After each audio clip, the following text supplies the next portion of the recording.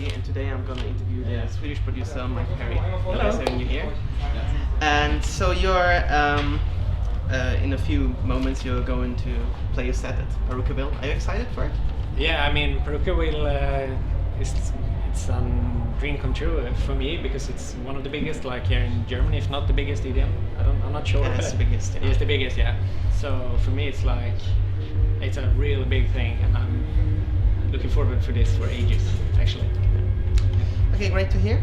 Let's talk about your massive success that you had with your single "The Ocean." Yeah. And I wanted to ask you, how did you come up with the idea to produce a track with this sound? Because I remember you from a single, like back in, I guess it was 5 years ago. It was called "Put Me Up." Yeah. It was released on CR2 Yeah. a long time ago. Yeah.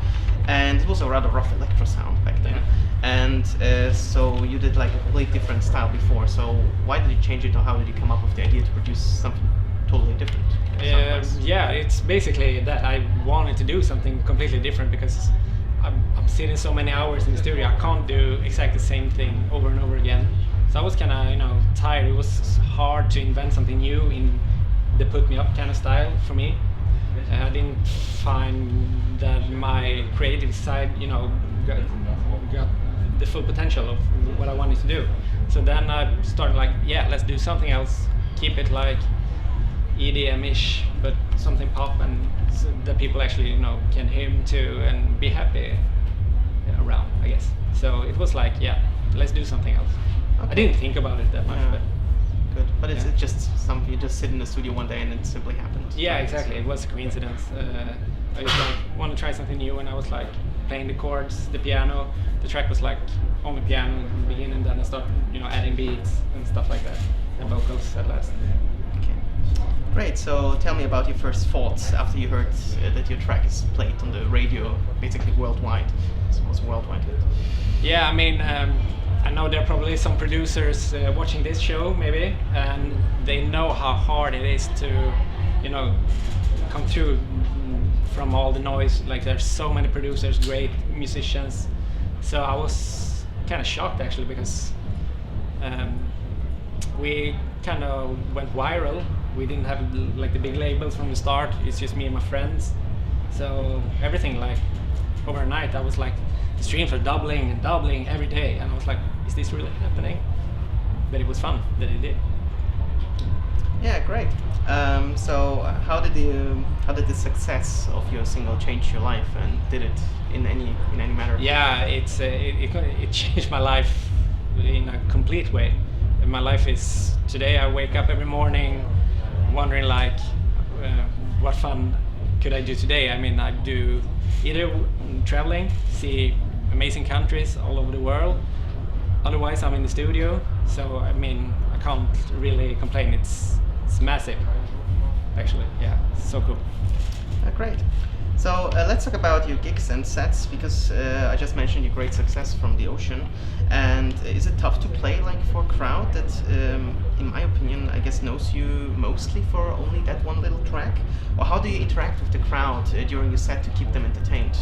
Yeah, that's I'm still like trying to figure that part out. I really feel like I haven't done my best set yet. Mm-hmm. So I'm trying to experimenting a bit. I try to have other tracks that are hits that people can sing along to with some mashup drops, and doing some kind of interesting.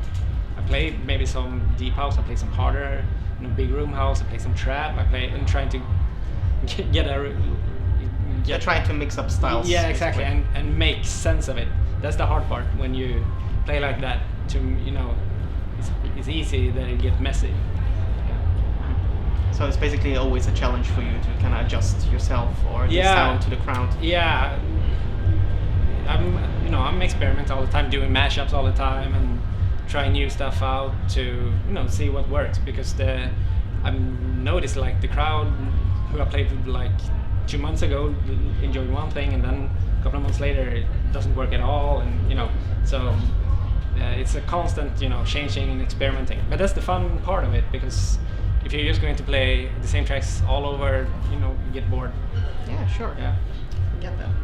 So you just basically started being successful, but I'm sure you still have some dream collaborators you wanted to do a collab with. So are there any dream collaborators involved the EDM world and outside of EDM? Yeah, if we take the outside EDM, like everyone else, Coldplay, but they have their magic. I mean, you can't.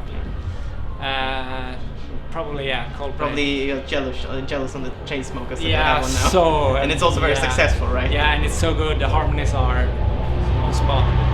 In the EDM world, I'm kind of like Skrillex, I think, because he's a genius. And I also like Tuyamo, Lucas and Steve, those kind of guys, Mike Williams, Kygo would be fun to hang around with in the studio. I met him a couple of times, like when we did shows in the same place. He seems like a really decent guy as well. Yeah, great. Thanks for sharing this, and we're basically already at the end of our interview. I just wanted to ask you one last question. So you just told us that you're basically constantly in the studio, so what else can we expect from you when it's about the studio output? So any new tracks for 2017 still? Yeah, there is. I'm actually working with them like on the weeks and touring like weekends, and so I'm basically working 24/7 right now. So yeah, there are tracks coming this year, and hopefully somewhere really soon. I just have to finish them. Okay.